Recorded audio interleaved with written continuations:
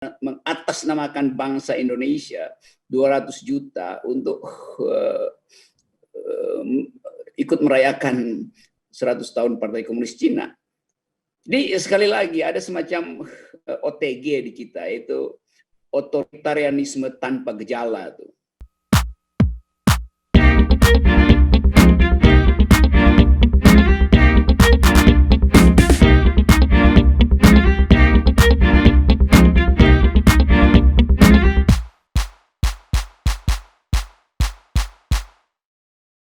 Cukup Bernas nih pernyataannya. Dia sukanya bibir-bibir kayaknya. Saya selalu kantongin lip balm buat pelembab kalau lagi naik gunung tuh, karena bibir bisa pecah-pecah. Tapi tadi saya lihat sebuah bibir mengucapkan selamat pada Partai Komunis Cina yang berulang tahun ke-100 itu. Saya nggak tahu bibir siapa itu. Tapi itu pertanda bahwa kita, bukan kita sebetulnya, Ibu Mega, tadi Ibu Mega yang mengucapkan itu. Viral tuh, saya nggak tahu dari mana dapat video itu. Jadi Ibu Megawati mengucapkan selamat hari ulang tahun ke-100 Partai Komunis Cina itu. Dengan kata lain, Ibu Mega pro totalitarianisme, otoritarianisme. Karena Partai Komunis Cina itu cuma ada di Cina dan cuma satu-satunya. Jadi itu bukan partai sebetulnya, itu partai tunggal. Jadi terlihat bahwa, apalagi Ibu Mega mengatakan atas nama bangsa Indonesia 200 juta kami mengucapkan selamat ulang tahun Partai Komunis Cina. Jadi bagaimana mungkin Ibu Mega yang hidup dan dihasilkan oleh demokrasi mengucapkan selamat pada partai yang otoriter? Artinya dia pro otoritarianisme. Kan itu bukan sekedar secara logis salah, tapi secara sosiologis juga berbahaya. Karena seolah-olah PDIP menyetujui praktek politik Partai Komunis Cina itu.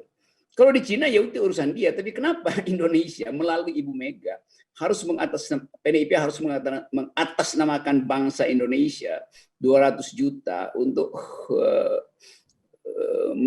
ikut merayakan 100 tahun Partai Komunis Cina. Jadi sekali lagi ada semacam OTG di kita, itu otoritarianisme tanpa gejala tuh. Nah, kita mau coba usut sebetulnya. Ya, ini otoritas tanpa gejala.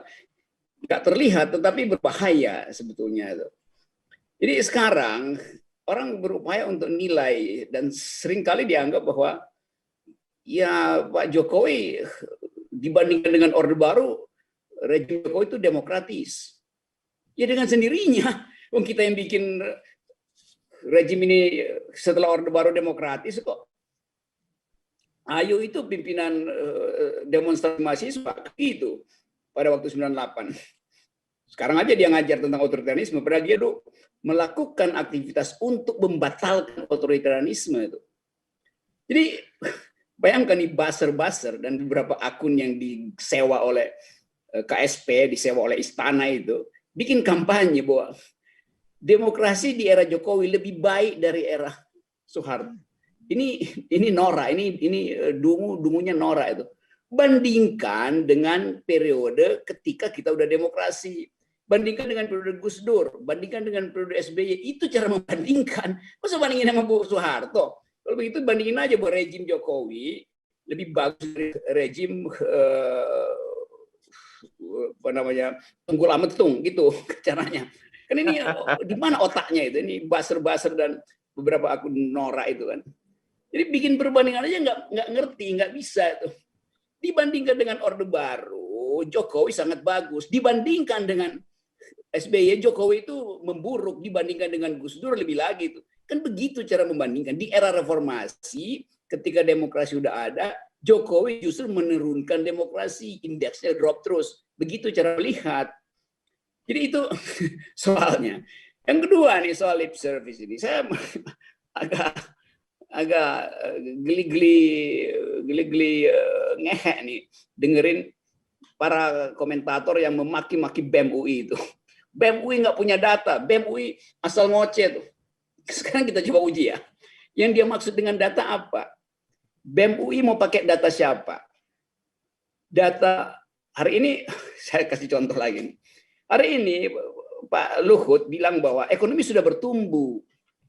Jadi nggak benar tuh. Analis-analis bilang ekonomi kita nggak bertumbuh. Oke, satu, ekonomi sudah bertumbuh. Kata Luhut Binsar Panjaitan yang adalah Menko-nya Jokowi. Oke. Lalu kita dengar apa kata Ibu Sri Mulyani. Sri Mulyani bilang ekonomi tidak akan bertumbuh karena COVID itu. Oke, Sri Mulyani ngomong begitu. Apa kata Pak Tito? Tito bilang berbahaya karena COVID ini akan membatalkan pertumbuhan ekonomi. 3 orang Jokowi bicara hal yang berbeda. Lalu data siapa yang mau dipakai?